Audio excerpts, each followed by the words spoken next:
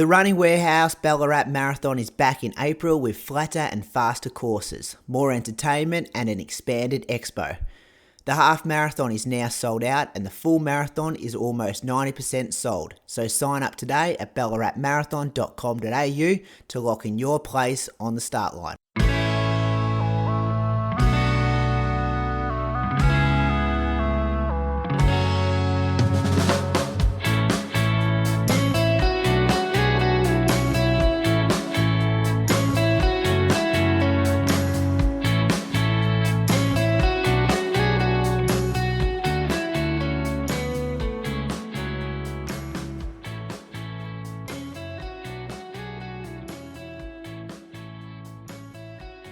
Welcome to episode number 6 of the Road to the Ballarat Marathon, powered by Federation University and, of course, Ballarat Marathon. We're back for another week of talking about Jason's training, and we also have a special guest who's going to join us from the very start here. But first, Jace, welcome to episode number 6. We're getting very much closer to race day. Yes, thanks, Brady. It is getting really close. And I listened to Steve Mona from episode 1 saying how quickly, the back end of this training will go. And it's true. It's like, I do need a couple more weeks now. So. Yeah, well, when you start doing the numbers, I'm like, yeah, it was 5 weeks last weekend. So kind of like 4.5 as we record, but a 2-week taper. You're just like, it's not a lot of long runs left. There's not a lot of workouts. It's like, yeah. That's why 2 weeks ago when I'm like, organise your shoes, get your kit organised, get your gels. Like you have to be using them at this time of the block because this is the meat and veg, the big stuff. Kind of like you've done this before. Yeah. I feel like I have made plenty of mistakes and hopefully people learned from them and hopefully people learn from you because we've got some great feedback about your training and relatability, I guess. But we're also joined by another person. Ryan Warren is on the Worn, have I got that right, Ryan? You do have that one right. Yeah, worn out. Shouldn't have second guessed myself there. You're the senior lecturer in exercise science at Fed Uni. You're going to be running the half marathon in a few weeks' time. And also, you're a Patreon supporter of the Inside Running podcast, which I've got to say a massive thank you for. We thanked you back on episode number, I did have it in my notes here, but I lost it. Episode 314 from Mount Clear, Victoria. Your PB, I hope, is 2:45, which was at the Melbourne Marathon. May have also ran 35:44 at the Albert Park 10K and 76 minutes at last year's Geelong Half Marathon. Previously a track cyclist. This was what we read out. Ryan, is it still correct, all that stuff? Ding, ding, ding. Yeah, correct on all fronts there. Which I don't know if that's good that it's correct because it was like, what's that, 65 episodes ago. So no progress since then. No progress since then. A lot of injuries, but not a lot of progress. But things are tracking all right now. Back into training, back into the swing of things. And hopefully Ballarat will continue that upward trend. And did I see that you ran 2:56 at Ballarat last year? Would that be you? Yeah. I reckon I would go close to having the biggest positive split of the day. I came through, so I'd come off the back of a 70.3 triathlon in Geelong in March, I think it was, and then tried to cram a bit into Ballarat. I kind of overestimated my fitness and went out at 2:38 pace with a mate Cam and another mate Ben. I went pear-shaped. So I had about 20K in, I was getting these cramps. And I was like, I'll have this cramp gel. So I had these fixed nutrition gels. And I hadn't practiced, rookie error. And it's like pickle juice. So I had it straight to the back of the throat, immediate gag response, couldn't breathe, buckled over on the side of the road, vomiting everywhere. And a couple of local Ballarat runners, Bo and Cam Soden, came past having a good chuckle at me. And then I tried to get back into it and pushed a bit hard. So it all went pretty pear-shaped last year's Ballarat. And did you just have Brian on your bib? Is that what the name was? No, what did I have? I think I called myself, here it is. It's up on my wall, 205 pace group leader. Yeah. Because they didn't check what you could have on your bib. So I think they're checking this year. Yeah. I was going to go as Elliot this year. See how it got through. Yeah, I don't have Sydney Marathon like that. They want everything Elliot related to them in August this year. Hey, you worry me though when you start bringing up the word triathlon. 3 minutes and 50 seconds into this episode, I've copped some flack from one of my triathlete mates since 2 weeks ago. I do want to smooth things over and say there's a lot of different avenues when you talk to a marathon. There's some people at Ballarat who are controlling the social media. Different people control the big decisions at the event. We've got Jason in my corner over here, who I've got absolutely no beef with, who I love talking training with. But I can anticipate there's a lot of listeners tuning into this episode going, shit, how's Brady going to speak about this when a couple of nights ago he was probably kind of addressing my disappointment in the Ballarat Marathon and the social media team, I guess. Jace. Yeah. Yes, yeah, there's an elephant in the room sitting with us as well. But I heard it as at my desk. It's been a big week at work anyway. I heard it and was like, oh no, what's happened here? And I actually shared that Steve's post as well. So promoting the podcast and shared the post. And then I was like, oh no, I hope I'm not offending him here. But and I think the marathon would be the same boat. I did get onto Adam and just said, mate, this has happened. And he's like, oh, we love Brady. Like Brady's been promoting this event for 12 months since he's done the PB. There's absolutely no way we're trying to make him look silly or take anything out of him. And the same with me. I was like, all I shared it for, and I can't speak for everyone, but I have fairly good authority that it was shared because of the effort of the run to do it and go, 2:19 in a training run with a flag on. It was just like, I was like, wow. As a 3:30 runner, I was like, Jesus, I'll share that and promote the podcast at the same time. And that's what it was all about.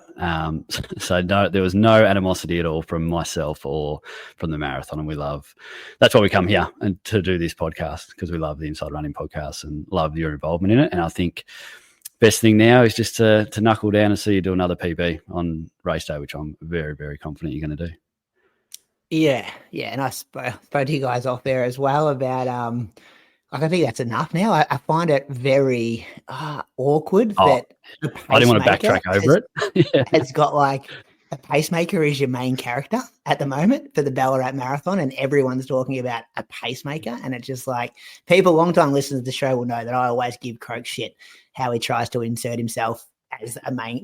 He doesn't do it anywhere near how Steve's kind of done it the last week, but yeah, when you got so many amazing athletes coming to your event who are going to race the event, and then you've also got an absolute legend like Steve Monaghetti who you can give attention to, I'm like, we shouldn't be talking about paces. And I had to say to you off air, I'm going to find it extremely awkward to be in that pack with a pacemaker. And I'm like, that should be his job to make people feel comfortable, not uncomfortable. So yeah, and that's what the I'll pacing just is blocking about. that out.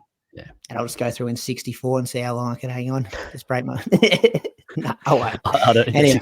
I'm doing the maths to see what that equals because it's not in my wheelhouse. But yeah, I don't think no one wants you to come here and feel any awkwardness. We want you to go out and do your best and go sub 2:19 this year, and see how quick we can go.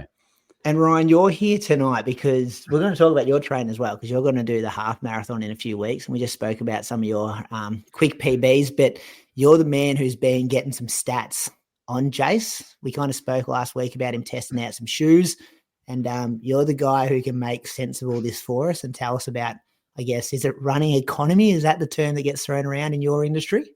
Yeah, it is. Yeah. So I've helped Jason for a little while, even before this pod, just with some kind of training advice and lactate testing and things. But more recently, we've done some economy testing on the super shoes. So economy, you can best think about it a bit like fuel economy in a car, where you've got like a really economical car that might do like 4 liters to the 100, and then an uneconomical car that might do 10 liters of fuel to 100K. It's kind of the same thing in running. Like it's how much oxygen you use to run for a given pace or pace and distance. And so we had Jason, test out shoes, and we've got some results, which I'm sure we'll discuss later about which ones he responds to the most. So you lecture students in this stuff at uni to become qualified in this field, and then you can also just be like, do you take on like private clients who can come in and get their economy tested and lactate and all those kind of things as well? Like, is that a kind of different department or like a side hustle, or it's all under the one kind of umbrella? No, it is under the one umbrella. So we do teach that in undergrad courses. So it's kind of the intersection of physiology and biomechanics. But I'm really lucky here that I get to run some athlete testing. And so my boss, Rob, signs off on that. and we get people coming in. And one of the most common things we get is people wanting training zones. Just last week, actually, it's kind of funny timing. I had Luke Beaumont come in for testing, and he was the Patreon readout for last week as well. So I heard his name on Patreon and then joined the dots, and yeah, it was the same guy came in for testing that day. And it's just that same thing, just wants to know, what are my training zones, what are my blood lactate levels at certain paces and things. So yeah, I'm pretty lucky to get to do that, to have a poke and a prod and a measure of elite runners and cyclists, and see how they go. Yeah, And that's me as amazing. well. Not just elite. Yeah, but like you're very lucky to have this opportunity. And so Oh, anyone can yeah, just book in. definitely. It's just, hey, get on the phone or online and book an appointment. And how many do you often have people testing the shoe, like running economy? Yeah, we have. Yep. Yeah. So you can just book in, just type in Fed Uni athlete testing, and it'll pop up a link there. Yeah, we get people in quite a bit. Yeah.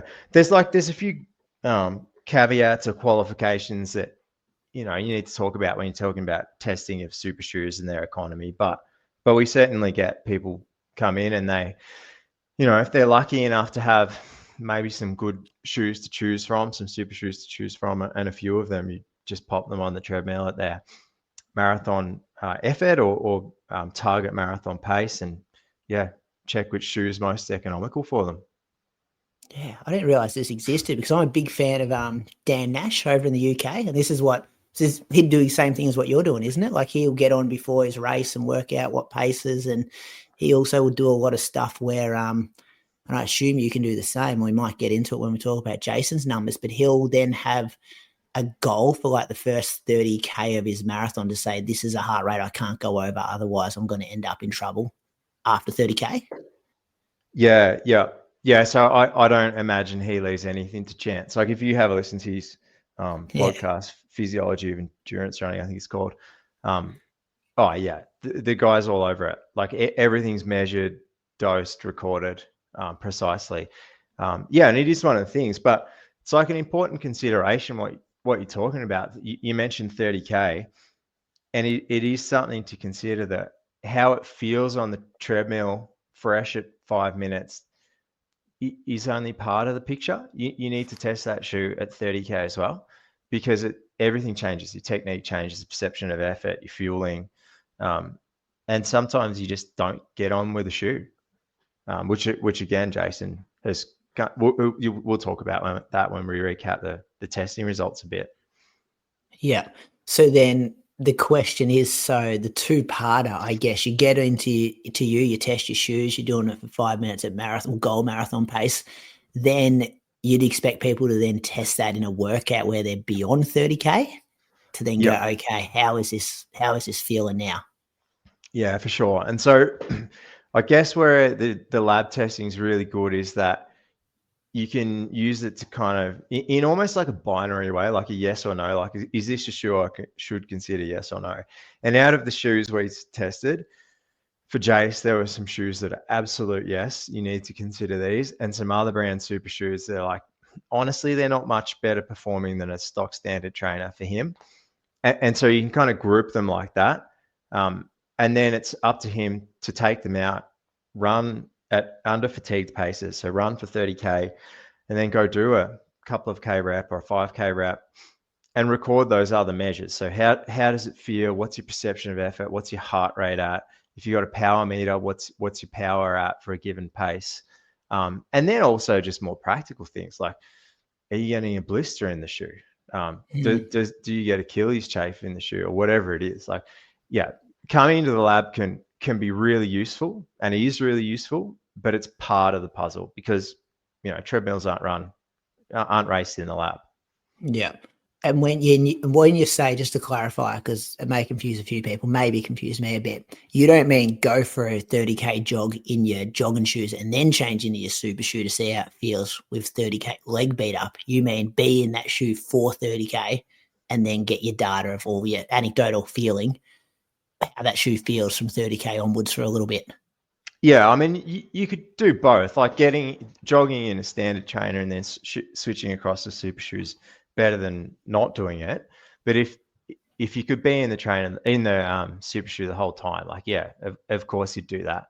Of course, I guess practical challenge of that is like how many people have 4 super shoes they can roll through in training, you know, Yeah. and like you're pretty precious of how many Ks you want to get. And one of the shoes we'll talk about is the Alpha Fly 1. Now that, unless you're Toby the Bad Boy Mende, who's got 15 of them in his cupboard, like how it's such a hard shoe to get now. And so you don't want to rack up Ks on that thing. You want to know the results say it's pretty good, and I've done a workout in it and it feels pretty good as well. Oh, and there'll be some listeners going like, hey, I'm only planning to go over 30K, maybe two or three times for this training block. Like it's depending on what level of running you're at, your maximum run might be 30K, and then you're hoping to get to 42K, cover the distance on the day. Brings a really good point in for all the listeners who are doing Ballarat Marathon about that dress rehearsal workout. Sometimes it's 3 weeks out, sometimes it's 4 or 5, like where you're really getting some data, you're testing your gels, you're testing your shoes. You're gonna be out there for a long time. You're gonna get close to the marathon fire. That's the day you'd be putting that shoe on, Ryan, and being like, okay, are there blisters? Is my Achilles tight in this after 25K? Those kind of things. Yeah, exactly. And even if the shoe is the most economical, like if you're running into those situations and you're in pain running in the shoe, like it doesn't matter how performance enhancing it is in a lab. If you're limping across the finish line, you're not going to run well in it. And so you have to think about like the applied part of it as well. How does it feel combined with the scientific data you might get from testing that shoe? Yeah.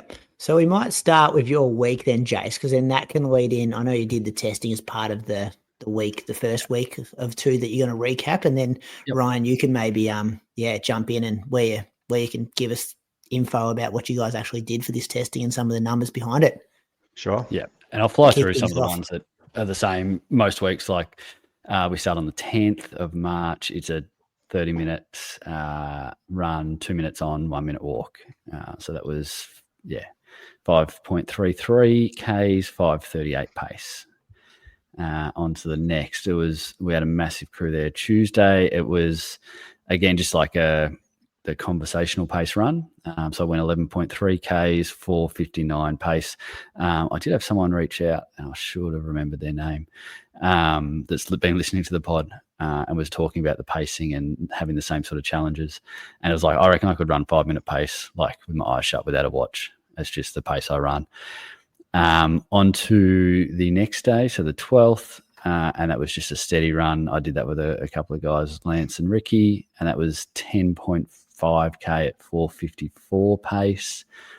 So 51 minutes there, all just building up. Then Thursday is the session. So this was 3K warm up, which I always do, the strides, 5 kilometers at half marathon effort with a 2-minute recovery, and then 8 lots of 300 meters at the 5 kilometer effort with a 100-meter walk in between, and then just cooling down to 15K. So in the 5K sort of split, I went 4 minutes 19 pace for that as an average, and the heart rate for those interested was 172. And then in the actual the quicker bits for the 300 meters, it was 340 pace through to sort of 350 pace. A lot of them are around that 343 seems to be the main pace I went to. And because it was only 300 meters, you don't even have time to, I don't think your watch catches up in time to see what you're running. It's just all on feel. And it sort of gradually went quicker and quicker, which is nice to see. Apart from the first one, I always start off quick. That's just what I do. And you'd be doing that for leg turnover. I'd say that's why Chriso's got that in there. Sometimes marathon runners can get stale when all they're doing is marathon pace and then easy jogging. So like this stuff's in there to complement marathon pace and to make marathon pace feel easy, because it's like, well, I'm running 340 pace for these 300s. All of a sudden when I drop back to 420 pace, it feels like you're jogging. Yeah, and it is. It's funny you say that. It does feel like that at times. Even doing the sessions and you go a bit slower, you're like, it feels so slow sometimes. I'm like, this is quicker than my marathon pace is going to be. But if you don't do this, all of a sudden marathon pace becomes your default, and that's all you Yeah. know. You're like, oh, marathon pace, I'm getting stale. Yeah. Yeah. So that's good work by Chris then. Yeah, The next I hope one, that's why he's putting it in. That's what I'd be putting it in for, but I'm talking for him, but I'm sure that's why he's putting it in there. I get in trouble doing that. The next, I had Friday off. So Friday was a rest day. I normally do long runs on Saturday, but I messaged Chris and said, can I swap it? Because that was the Formula One weekend. So I went down to Melbourne early Saturday, which was a stinking hot day. It was like 37 degrees sitting in the grandstands. And then I did the run the next day, and it was only a 20K run. But if you remember back, that was the weekend. It was 37 one day and all of about 10 the next, and raining. So I did this in Melbourne, did a lap of the 10, which I haven't done for a long, long time. Went down past Crown and all that. There were two young influencer type looking running females with umbrellas. So that's one for, I think Croaks is the one that said, two of them holding umbrellas, running in the rain. But wouldn't you just ride a treadmill? I get maybe you've had your hair done or makeup and you got a big day at the Formula One. And I understand I'm a male speaking about female. I know, I don't want to judge it, but I just saw it and went, I don't want to get cancelled. Yeah. Anyway, maybe that's a thing. So we just didn't realise it. It's a trend. It's happening. Croaks, which way did you go around the tan? I got to the tan and turned left, so I went up the hill first. Like I went up the hill, not down the steep hill. You went up the steep hill, up Anderson Street? Yes, up the steep hill. That's the right way, isn't it, Ryan? You're on my page? Yeah. The Athletics Victoria way. Yeah. I'll have a look at the street. But I guess the other way is Melbourne Marathon kind of way, isn't it? Half a Melbourne Marathon up past the Shrine. Jason's yeah, right. So you go the other way, dude. I was zooming in to see what the street name is. I went up Anderson Street, yes. Yeah. And then it's downhill for the sort of rest, yeah. Yeah. So it was raining at that stage when I got to Crown, because then I kept going from there round to Crown and through sort of South Wharf area and right as far as I could till the path ran out, and then I turned around and come back. We were staying in Richmond, so it was sort of a bit of it was 20 Ks all up, but it was pouring down when I got to Crown and the shoes were just drenched. And I bought one pair of shoes for the weekend. So I had the hotel hairdryer in the shoes before I went to the race, and it didn't really matter much because then I got to the race and it rained as well. But that was 20 Ks at 5:07 pace. So fairly cruisy. And 20 Ks feels like not much of a long run after some of the other weeks. Then it went, I did the next run on Monday and I did it at 1:00 because I obviously got home late. It was quite wrecked. So, and this was 10 Ks and this had easy pickups. It was 10 Ks easy with 5 by 1 minute pickups at the start of each kilometre for, I think it was after the first 4K. 4K, yeah. So then it went, and it was just like 1 minute for that first K. I'd go quicker and then just go back into the easy pace and then go quicker again. So that might be some of that same doing some different speeds sort of stuff. But that was another enjoyable one. Well, it would have been, that was pretty nice actually, the weather. It's only 13 degrees, feels like 9. So I can't complain about that, even being at 1:00 in the afternoon. The next one was the progressive. So this is one that seems to be a staple in the running diet. It's 3K warm-up strides and then 3K at 4:35 to 4:40, 3K at 4:30 to 4:35, 3K at 4:25 to 4:30. So no rest in between, just straight into the 5 seconds quicker, and then cool down to the 15K mark. So those laps were bang on. I think the first one was bang on 4:35, then 4:33 was the second, and 4:25 was the third. And just progressed up. It must be, and I've never done this until the last couple of weeks, but I imagine that's something that is a marathon style workout. Correct me if I'm wrong there, but that's something I've been doing a bit. Yeah, I'm just looking ahead to. I'm looking ahead to your weekend. So I think what Chris is doing is like there's the one big one, and then everything's around complementing that. So it's like, so a 9K progressive run might be more of that. Like almost all year round training, I guess. Like you'd do that if you're training for a half marathon. If you're training for a 5K, you'd probably be doing, you often hear those Melbourne Track Club guys talk about, 30-minute thresholdy kind of stuff where they might run similar to kind of effort to what you are on this one. But if that was your standalone big workout, you'd probably expect that at anywhere between 15 and 20K progressive run, which that's why I was looking a bit confused. I'm like, oh, this kind of doesn't look big enough to be a big marathon workout. However, when I look ahead and see your Saturday, I'm like, oh, yeah, he's just wedged this in there to complement what's coming later in the week. Yeah. I reckon it's like, it's context specific too, though. Like, you have to remember this is your second marathon and you're averaging 80K weeks. Like you can't just chuck everything at it. And I think we fall into this trap quite a lot of runners. The Strava trap or the Instagram trap, you see this big workout and sometimes they're crazy. Like it might be, a Canova special type workout and someone will go, well, I'm running a marathon. Like I can do that. It's like, mate, you've ran 600 Ks in the last 3 years. Like, so I think it has to be, you kind of have to temper that, Jace. Like, I understand that the way you approach a marathon might not be the way, another road to person might. Like, you can't do the same training that Tom DeCanto does. There's a lot of variety in here too, which is good. Like he can tell he's trying to keep things interesting. So like that 1 minute surge at the start of every K, it just breaks it up. So it's not just a boring 10K easy run. So it's like in the strides or the 300s. And then, it's topping up across the week. I comment on it and go, oh, that was good. That was fun. That was and when it's the conversational pace run, it's like, yep, got through 11 Ks. Yeah. That's it. So just got it done. More, just skin a cat in different ways as well. Yeah. If you're looking for a brilliant running experience this year, then the Running Warehouse Ballarat Marathon is the event for you.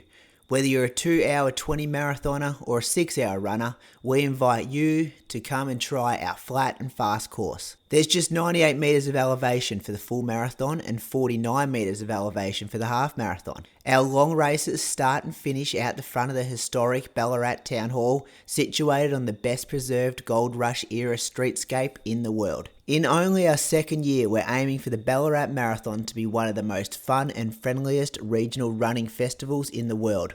We're also striving to be one of the most professional events on the calendar. Each of our courses has been certified to the World Athletic Standards, meaning you can run a Boston or New York qualifying time in Ballarat. This year, the Running Warehouse Ballarat Marathon is also a qualifying event for the 2026 World Marathon Major Age Group Championships. And we have a team of 50 pacers who will help you achieve your goal time. On top of all that, we're kicking off a new partnership with Athletics Australia, which means our elite mile races have become the Australian Road Mile Championships. Thousands of people have already signed up for the event. If you're not one of them, make sure you are today. Head to ballaratmarathon.com.au. The Ballarat Marathon is proudly supported by Running Warehouse Australia, Federation University, the City of Ballarat, the Courier, Ballarat City Subaru, One Running and Fixed Nutrition. Yep. The next day was just the Wednesday easy, so 10.8K, 4:57 pace. I don't think there was much to report on that one. The next one was the day. So this was the shoe test. So we can cover that. Do you want me to cover that now or do you want to come back to it? Yeah. So you tell Chris you were doing, this is Coach Chris we're talking about. You're going to do a shoe test, pretty much build me a workout to be able to test the shoes. Well, so I got Ryan. I basically had Ryan write to Running Warehouse because Running Warehouse supplied 3 of the shoes to test in. And then so I initially was talking with them and then they were asking questions about what the process, what are we doing? And that's why I got Ryan in and said, let the academic talk happen. He did that. And then I copied what he did, sent that to Chris and said, this is the plan. So it's basically 5 1K reps at marathon effort. So I think we're going to do 4:40 pace. And then obviously as much rest as needed in between. So it's, with 6-8 minutes. We're not rushing into it because you want to be fully rested into the next one. And the day we did it, so we were going to do it on the track here at Llanberis. We'd organised it with Athletics Ballarat to do that. We'd booked in for the track and sorted it all out. We had to do it after school athletics because every school, it's booked out every day for school athletics, which is great. And then on the day that we're doing it, it's just like the forecast is like rain to start at 3:00. It was like, great. And then we're watching it. We're like, we'll hold off. We'll see what happens. And like it rolled in at 3:00 and just started raining. So we switched to the treadmill. We've got great facilities out at the uni. I was like, why don't we just do it here? We had Flo, one of the videographers, the only videographer out at the uni, teed up to video it as well. So he was like, this is great. It shows off our facility too. So it's, the added benefit of that. So there'll be a video coming out. I think he's actually going to be finished it tomorrow from what he says. So I put out a little thing on Instagram that Ballarat Marathon shared, and that was just from Ryan filming me on my phone, basically just with each shoe. Is there a preferred method, Ryan? Like inside, outside? Like was outside your preference? Yeah, outside is preference because running happens outside, and there are some different biomechanical factors that you need to consider when you compare treadmill and outdoor running. And so, yeah, stride will change a little bit. Generally, forces are similar, but the way you run might change a little bit. And the other thing, though, more practically, like Jason's not that familiar with the treadmill, and so although it's a big treadmill, like it's not like one you get in a commercial gym. It's kind of twice as long and twice as wide, so it's harder to kind of worry about getting ejected off the back. But you're still on a treadmill. Like if you go too close to the front, you got to back your pace off. If you go too far toward the back, and I put my hand on his back, then he's going to pick up his stride a little bit. So generally, he did a really good job of just sitting dead, kind of even on the treadmill. But I mean, preferably you do it outdoors, and that's listening to some of the other Row 2 series, like when you had Jordan Donnelly on, he was talking about some of the economy testing they did with the on athletes. They'd have it at a 2 or 3 kilometer flat track, and you'd choose that if you could, because it's the most similar to what you'd race, but it's not always practical, and you can still get very good data from a treadmill if you take the right measures, and it can give you an indication of what shoe might be better for you, but outdoors preferred. Yeah, and that timing you kind of said, we're looking at JCF for 1K rep, so anywhere between that 4 and 5 minutes. Like, is that a preference as well, or is like more better? Would you prefer if you could have an athlete who could handle 4 by 10 minutes? Do you get more accurate data out of that? I know it's going to take longer if you're having 5 or 6 or 7 minutes in between. Is there an ideal amount of time? Yeah, there is. So the trade-off is, like, we did a really good job. So, how about we just describe it all now? So what we did, we got Jason on the treadmill. So 6 separate shoes. One of them was like a baseline shoe to compare against, which is the Nike Infinity Run, which is just a bog standard EVA or React X foam. Nothing special about that. And then we compared a whole bunch of super shoes to that. And so we compared the On Cloudboom Strike, Saucony Endorphin Elite 2, New Balance Super Comp Elite 4, Alpha Fly 3, and Alpha Fly 1. And so he rolled at 5 minutes in each shoe. And then we tried to space it apart to avoid fatigue as much as possible. So it's at his marathon pace, and he's been doing big workouts at that pace, so he is accustomed to it. But we made sure after the measurement that he sat down, that he had access to sports drinks, he had access to gels, he had a rest. And then before we did the measurement again, we do a few minutes of just gentle jogging, 5 minute, 36 minute pace to get his kind of heart rate back up again and measure that. But even though that's really controlled and non-fatiguing, there's still some fatigue. And so the best way you would do it, you'd have less shoes, but you test over separate days in what's called a counterbalance design. So if you've got 4 shoes, on day 1, you test them in order 1, 2, 3, 4. You come back 48 hours later and you test them in 4, 3, 2, 1, and then you come back again and test them in 2, 3, 1, 4, whatever it is.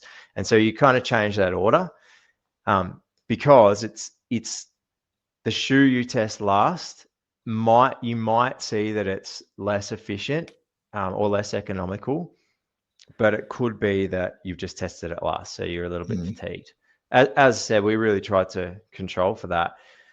Ironically, the two shoes we tested last were actually the most economical, which tells me that they're probably like very good for Jason, that he might be a super responder to those shoes. That's like Moose. Moose is a super responder. Christian and I are from Norway. No good with super shoes. I have to actually get in the lab to get some evidence of that, Ryan. I'm going to have to book in myself to get over there. You should come down. I've been saying that for years. I'm like, nah, that don't work for me. So that's pretty. So you would have, I don't know, it's hard to put it like out there as a statement, but you would have a lot of confidence if you were to redo the test and those last two pairs that you tried in slot 1 and 2. It could even be a super responder to them.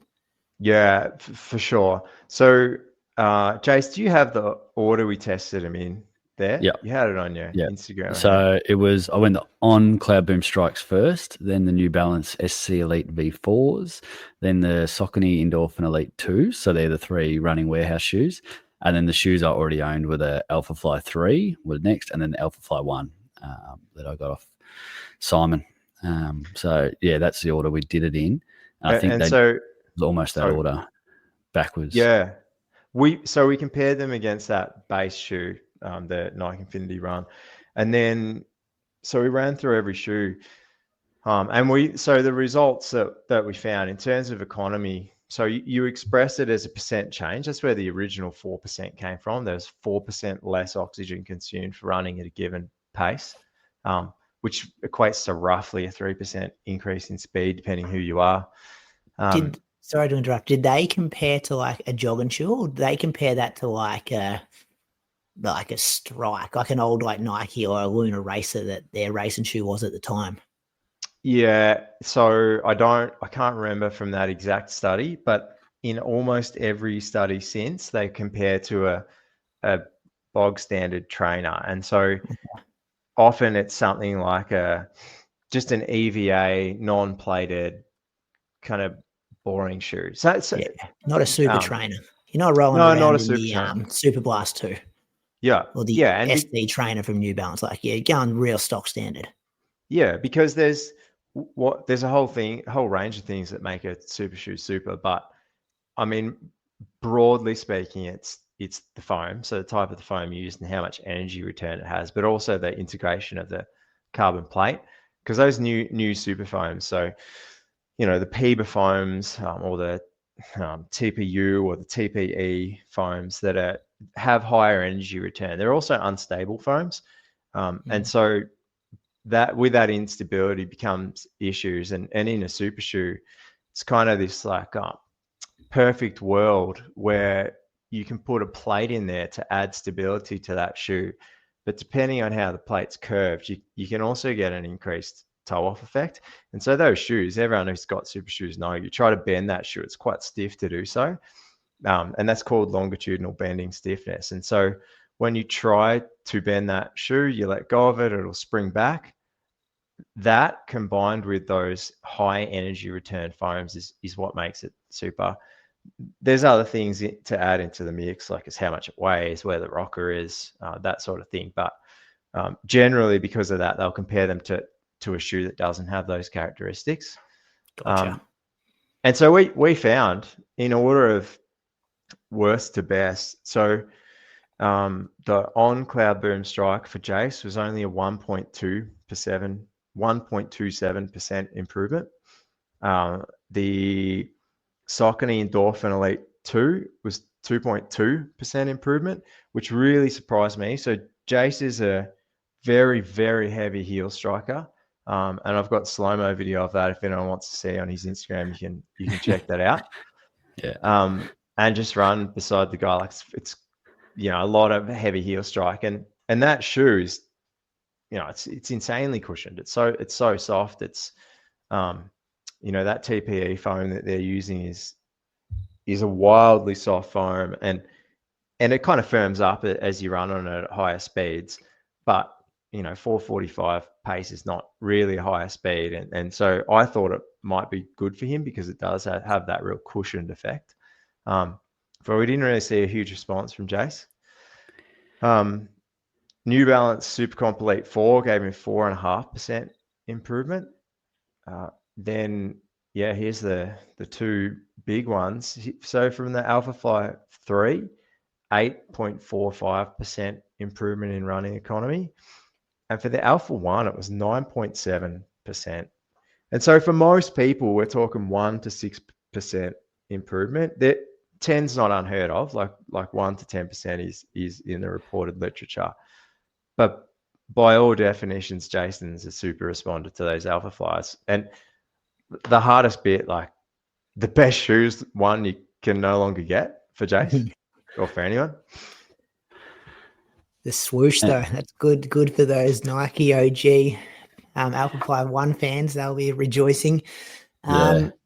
Jace, how did you find it? Your feeling in those shoes, did that match up with what the data said? Or were there some shoes like, this feels good? Oh, I thought that would have been a better score, and like vice versa? Yeah, so the On, and again, this is just a me thing because I've tried two different styles of On, and I didn't like the first ones. When I bought the Zoom Fly 6, I tried them against the On, didn't like it.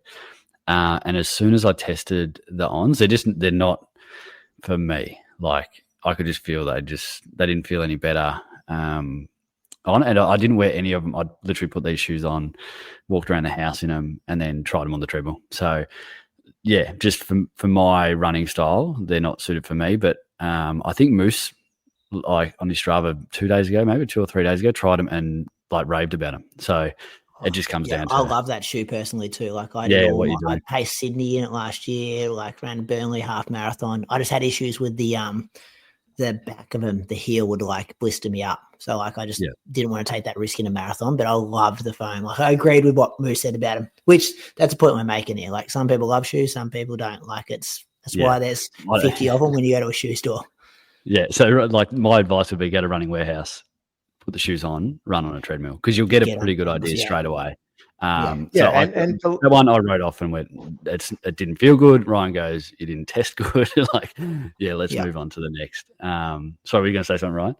Yeah, it's so individual. Like those shoes, as I said, you can get 1 to 10% change from those shoes, and it all depends on how you run, your body mass, your fitness, things like that. But if we took both of you as kind of extremes, like Jace, you're a heavy heel striker. So if we were to look at shoes like, the Hoka CLA X1 Pro, I think it's called, or the Mizuno Wave Rebellion Pro, like something those shoes really don't have heels. They've got an accentuated rocker. They're going to be a terrible shoe for you. But for you, Brady, like running at higher cadence, being up on your forefoot, you might get an insane advantage from those shoes. And so it's not a one size fits all. There are things. There are things you can do if you don't have access to a lab to kind of give you indications of what's better. But you can't just say, well, so-and-so says that the, ASICS Metaspeed Edge is the best shoe for me. So it's got to be, it's the best shoe for Andy. It's got to be the best shoe for me. It doesn't work like that. Yeah. So as much as we want it to, it doesn't. Yeah, that's right. This it'd be nice. The Saucony was. Oh no, I did the New Balance next. I loved the New Balance, so I am a big fanboy of Nike and particularly only running them. And then some of the people at work have been like, "Nah, New Balance is the new best thing. That's what all the young people are wearing. That's the actual brand." So I was sort of a little bit not wanting to like it, but it also looked the best in my opinion. And when I put it on, I was like, it felt the best. I ran in it and I was like, I just felt good running in it. So yeah, I really like that shoe. That was if I like blind test and at the end of it, like without any data, I was like, my favorite shoe is the New Balance. If I had to go and pick one now and buy one and run in it, I would go the New Balance. So that came out third best, but behind the two Nikes. And that's still probably the one potentially leaning towards on race day. So then the Saucony was next. That feels really cool. It just didn't test as good. I still think I'll probably give it another try out on the road and just see how it does feel out there, because it's different. The Alpha Fly 3, I hated it. And I've had that for a while. It's been in a box for a while and I've never worn it. And I wore it on a treadmill and I could feel the pods, like those pods under your, just below your big toe. I could feel them every step. And I was like, I hate this shoe, which is really disappointing for me. But then the Alpha one felt completely different. So it didn't feel like the 3, and I liked that shoe. So that was my order. So I'd probably, like, leaving there, I thought the New Balance. But we'll skip ahead because I did do a long run in them as well. So I'll talk about that at the same time. If that might work. Yeah, go. Yeah.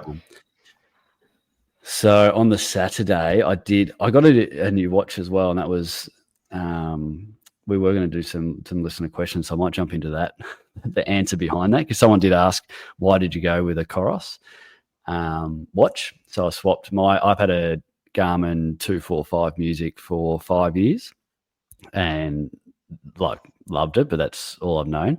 It just got to the stage where every day I had to sync it to upload my run, so I had to resync it with my phone, and it would forget every day. And as a process, I was like, all right, I need to actually invest in a new watch.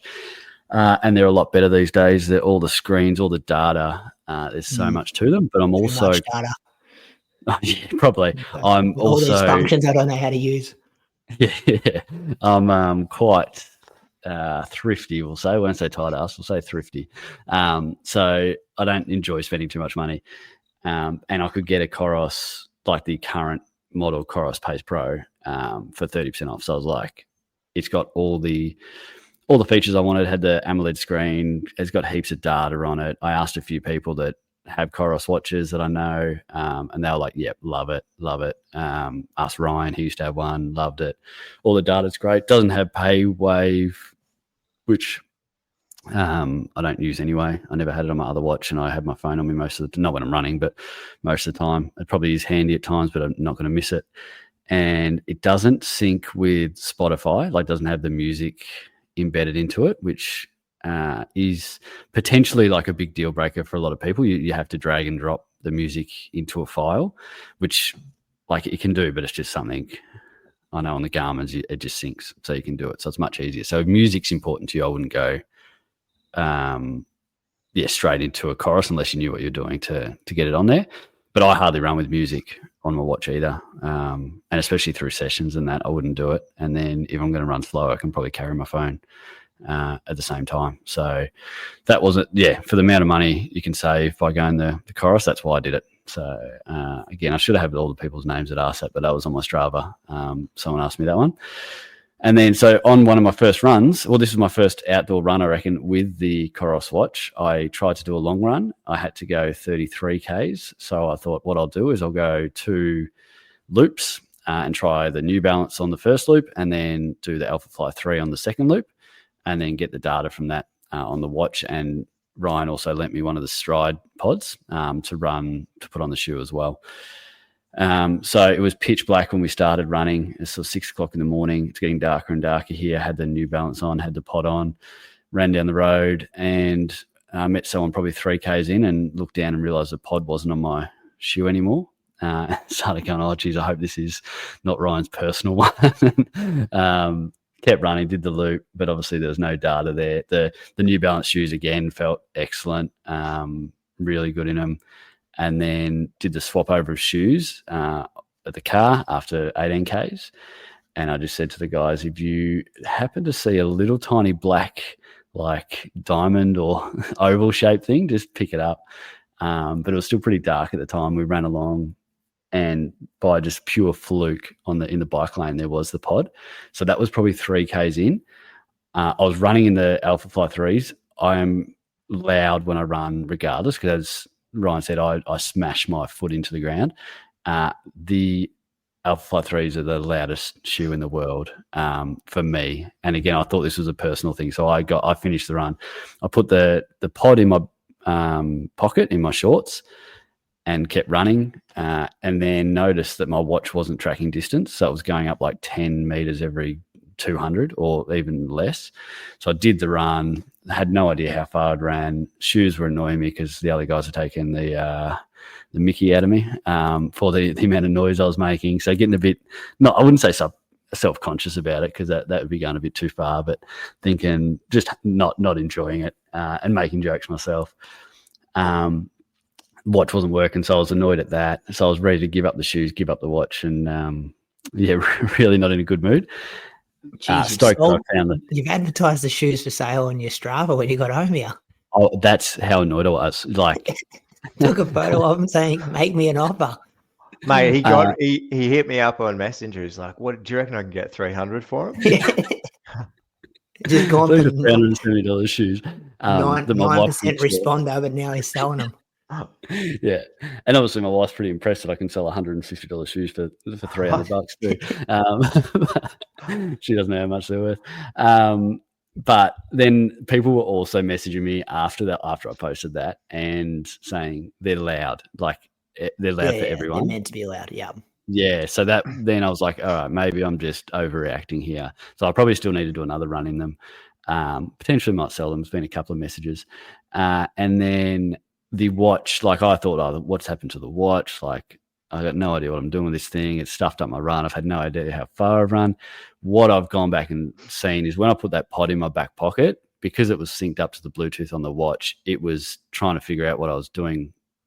Like, it's meant to be on a shoe and it's in my waist. So it just threw all the metrics out, I think. And that killed the watch. It does. So, yeah. On the Coros, when you put that Stride foot pod on, it automatically changes settings to prioritize the foot pod to measure distance, to not use GPS, because the pod can sense when you're like the time between strides, each impact on the ground. And because everything falls down to the earth at the same rate, 9.81 meters per second, it can work out stride length. And so it can calculate distance based off stride length. So it is more accurate. You don't get issues with skyscrapers or tunnels or anything like that. But, if you put it in your back pocket, it throws everything, mate. Yeah. So apologies to Coros. That's definitely not their watch's fault. Do not sue me. It's a great watch. I mean, I actually really like it since, and it does give you like way too much data, but I can see on the watch, like heart rate up and down. I can see elevation up and down, like on the watch straight after a run. So it's really cool. I'm enjoying it. And so we just to give some context, we popped that foot pod on to try and give us a bit more of the data, because when Jason was in the lab, like we tested a whole bunch of things as well as economy. Like we tested blood lactate, we tested heart rate, but also these biomechanical parameters, so like stride length, stride rate, ground contact time, how vertical oscillation, so how much up and down bouncing he did, things like that.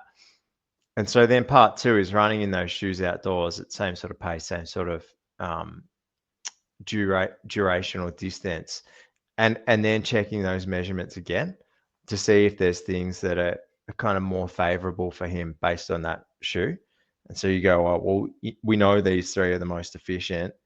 Now, when you're doing a long run in it, like, does one of them, give you more distance per, like, is your stride longer for each footstep? So it's kind of propelling you along further. Or was your heart rate 5 beats lower for the same effort, that sort of thing. And so it's getting a bit more of a complete picture. Yeah. So much data. Yeah. Yeah. For a very sub elite runner. Does it for the most testing anyone's done? When all this stuff, Ryan, like all this data we're talking about, and running economy, different shoes, all that kind of stuff, does it play more of a role the paces you're going? Like, when does it get to a stage where comfort is the 9 out of 10 most important thing over economy? Over, do you know what I mean? Like, we've seen Kipchoge do all the testing in the lab, and it's like obviously big gains. But when does it become? Is it when you're a 4-hour marathon or a 5-hour or a 2-hour 45? Like, where does it move the needle, I guess? Yeah, it's about 10K an hour. And so there's Dustin Joubert is like the guy, Lab Rat Rundown. You might have seen him on Yep. social media. He's kind of the guy that does a lot of that. Been on the testing. show actually back in the day, real early Shoe Geeks episode. Yeah, right. Yeah. He does a lot of that stuff, and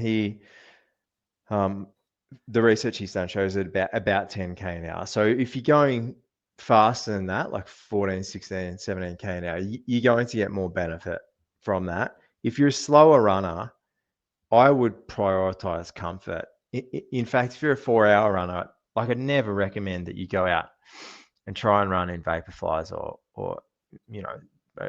Endorphin Elite 2, something like that. Like I'd be recommending that person go out, run in a Super Blast, run in the Mizuno. What was the Mizuno Super Trainer that came out late last year? Neo Vista.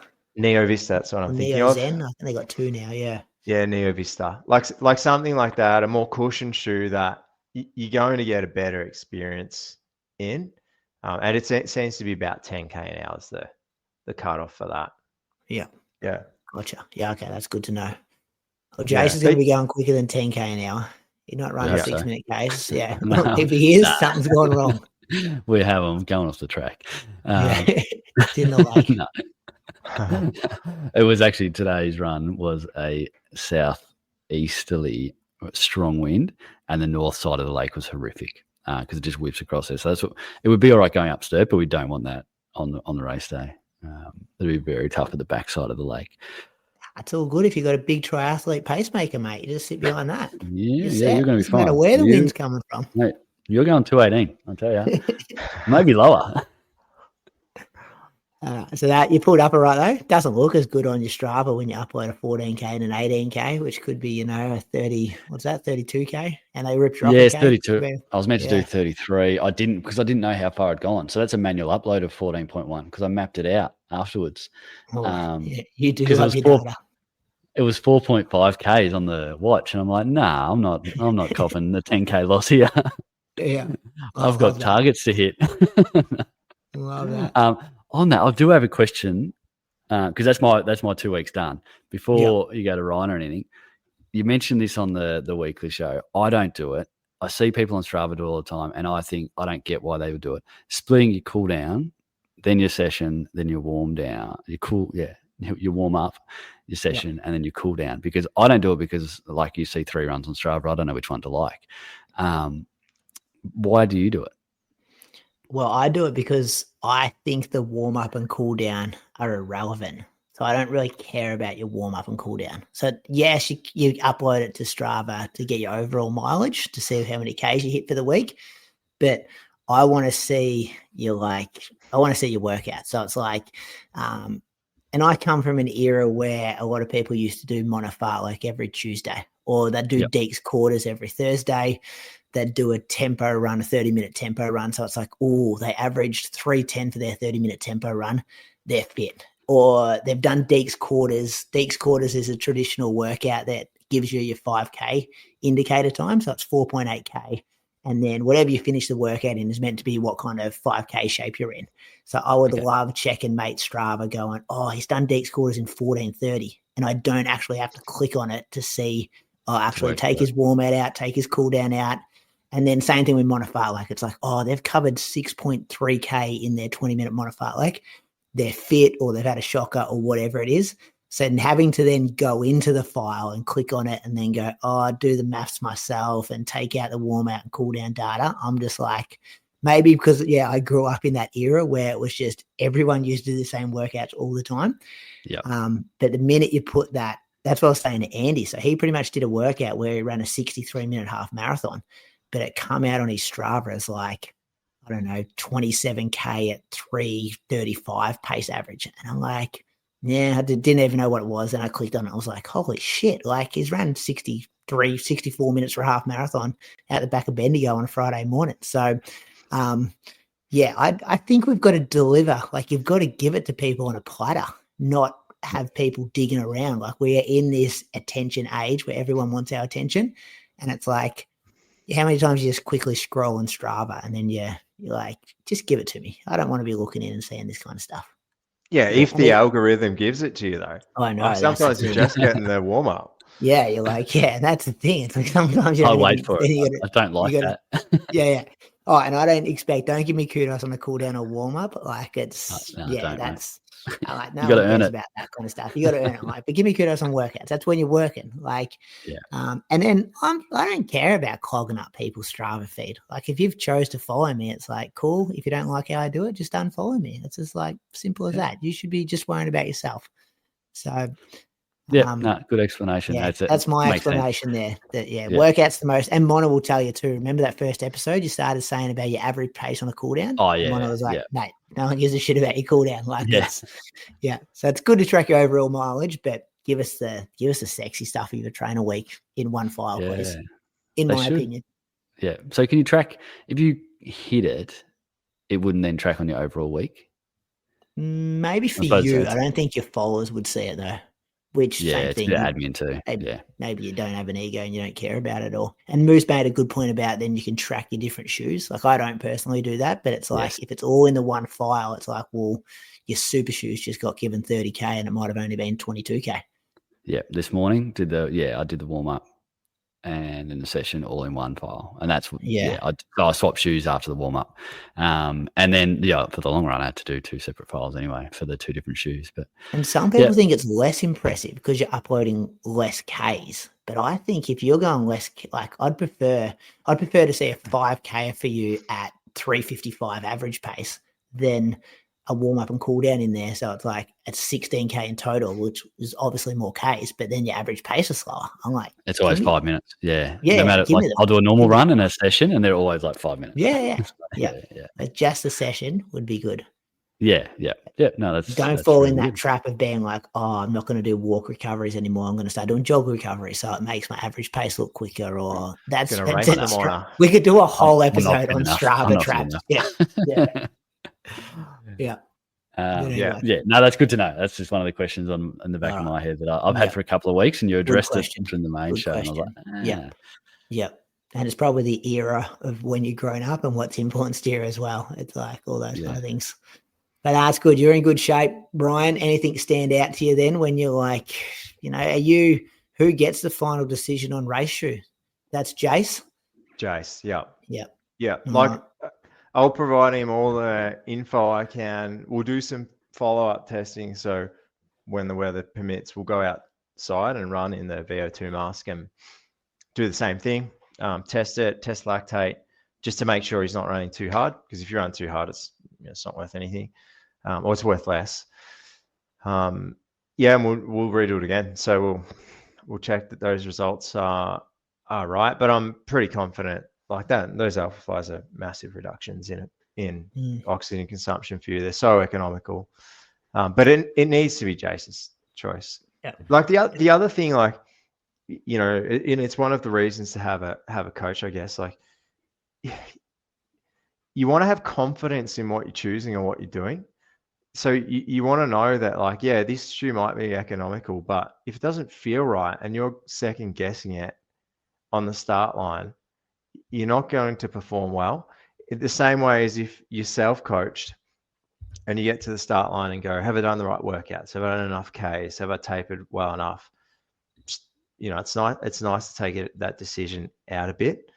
And so, because a lot of it is confidence, like you want to feel good. You want the perception of effort to be low. Yeah, you just, the marathon is being metronomic, sitting back. It should feel like a 5, 6 out of 10 till 30K. And so we have to factor that in for Jace. Like if he's thinking about, hit the foot pod and the sound of the foot pod in a training run with mates, like if things start to get hard at 25K in the marathon, that's going to be like become a scream in his head. It's and you don't want to be obsessing about that stuff. Yeah. Will you give him any guidance around like hour or heart rate or anything like that? Will there be like, hey, this is what the numbers are showing, that maybe you should keep your heart rate under this number for the first 25, 30K? Yeah. So we have that. Like he's lactate threshold. So like everyone's lactate threshold is different, but generally the first threshold's about 2 millimoles and the second threshold's about 4. And so you want to be around 1.5 to 2 for the marathon effort. And for Jace, that works out at 4:45 pace, bang on. In those best shoes, it's 1.9, 1.8. And that heart rate somewhere around high 140s will be perfect for him. Yeah. We even worked out based on this testing, like carbs he'll burn per hour. Like he's going to burn through 155 grams of carbs an hour at that pace and that intensity, which you can't possibly replace. That's why you need to do carb loading beforehand. But you can kind of top up those glucose stores as you're going as well. So it is really important that he tries to run to that controlled effort, and heart rate might be part of that. But I think you need to rely on feel more than that. Like in training, sure, use heart rate, use power, use pace, all of those things together. But on the day, that wants to be so rehearsed. You want to have spent so much time at that training effort and intensity that it's second nature. You just know, like, this is marathon pace. And that's why, like, I mean, you could make an argument about super shoes, but recently, like, the marathon records, I mean, it took us forever to get under 208, and then it went 207, and now it's gone 206. And, you know, from what you've been saying on the main show, it sounds like Andy reckons the new shoes are going to take you to 205. And I think a lot of that, yeah, maybe it's shoes, maybe it's Morton plays a role in it, but it's probably a shift in training philosophy. Like we're training specifically now. We're doing those longer workouts that are more reflective of preparing for a marathon, and it's cultural shift too, right? Like where, you know, you go back to the era of Mono, and I mean, he's racing club races on a Saturday, you know, and then longies on a Sunday. Like that's not kind of happening now. Yeah, and the fueling, like just training your guts and like those numbers you're pushing as well. Like, yeah, when you said, was it 150 for Jace? Yeah, 155. That's based on the Alpha Fly. Like that'll change depending on the shoe. Yeah. But he could, like, it's not out of the question that he gets 85, 90 in an hour. Maybe it's a bit late now to be practicing that kind of stuff. But if you knew 8 weeks ago, 10 weeks ago, like that's just kind of standard numbers that we see these days. Yeah, it is. Yeah. And a lot of that. My second marathon I ever did was off three 25-gram gels. I had 75 for the whole race and was wondering why I was cooked at 30K. And I thought that was heaps. Yeah, you wouldn't do it. You wouldn't recommend it to anyone these days to be pretty much rolling. I think a lot of it's come from cycling. Like cyclists are smacking gels, and a large part of it's probably Morton's tech that changed it. Like there's a number that have caught up now, but yeah, you couldn't take those gels in the past. Like they were too sickly sweet. The mix of carbs they used was not quite right. Yeah, now it's possible. You can use those right type of gels with the right blends of carbohydrates and consume those higher amounts. But you do have to train it, because there are different transporters in the gut, in the small intestine, that'll remove those carbohydrates, and you need to train that. Your gut microbiome will change to try and deal with that as well. And so if you're not practiced, so you haven't actually practiced getting gels in, and then you haven't trained your gut either, like there's no way. I mean, you're going to get mad GI distress if you try and knock back 150 grams race day and you haven't tried it. Yeah. Geez, I've learned a lot today. It's good. What about you? Brain energy. Yeah, it's good. It's good stuff though. Like it gets people thinking. Like there should be people out there listening to this going, "Oh, what is my pacing plan, or what is my plan with nutrition on the day?" And it's so.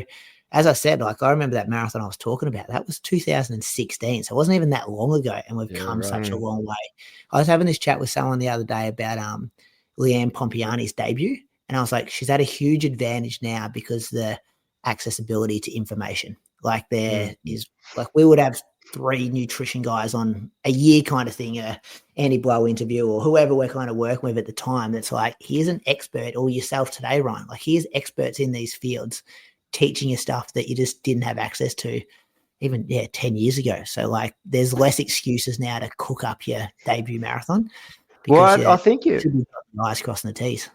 Yeah, I think we're seeing that too. Like even in Australia, you look like Leanne 224, Izzy and Jen on debut 228, Andy on debut, was it 212 that he ran first time? I think it was 211 real high, maybe 211, yeah. 211.55 or something. Yeah. And it is that like cross learnings, I guess. Like pacing is a difficult thing, and we're rolling out a study with the Ballarat Marathon on pacing. So I'm working with some researchers over in Ireland at Ulster University, and we're rolling out this big pacing study looking at kind of experience, psychological correlates, effort regulation, that sort of thing, and how it affects pacing. But a lot of that in the past was you had to experience it. Now there's so much information out there. You know how to fuel, you know kind of information about the right super shoes. You get to see pacing splits and Strava data all the time. So it really does take a lot of that guesswork out of it. And the other real shift, like 15, 20 years ago, it was almost this rite of passage. If you wanted to run a fast marathon, you had to have come from a track background. Like you had to have served your time and done a 1500 and then a fast 5 and 10 and whatever. And now you're seeing people coming through like in their early 20s, Kipton before he passed, for example, running these insane times, and they've not had that traditional track pedigree to fuel them on. So there really has been a kind of big cultural, societal shift in that marathon space. Yeah, you spot. And I think it used to be, I know Moose had this stat, and I hope I get it right, but he looked at the best Australian marathoners like in the year before this one, and it was like that majority of them averaged their best race in marathon number 8. So it took them all, this learning, stuff up the carbs early, training's not good, pacing, whatever, like make all the mistakes, and it took you 7 or 8 on average to actually nail the race. Whereas I think we see that earlier now too. It's like, marathon 2 or 3, people coming out and running exceptional. Give me an over or under. We love doing this on the show, Ryan. Your PB 76. Geelong half, that's on bike tracks and stuff, isn't it? Along the river there, that's nowhere near the kind of course quality that we're talking about Ballarat Marathon. Can we go the over under being a PB in shape in a couple of weeks' time, or we need to adjust that line a bit? Over. Okay. Yeah. Okay. Where's the line? 80 minutes over under? Oh, under. Yeah, I reckon a good result will be under 77.